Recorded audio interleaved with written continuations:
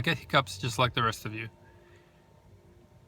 but I've become so good at stopping them that I literally didn't even have time to turn on the camera.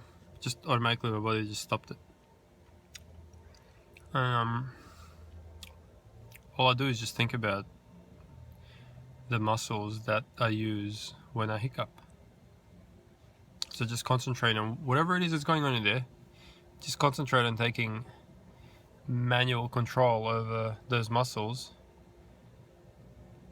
Don't do anything else. Just concentrate on that, and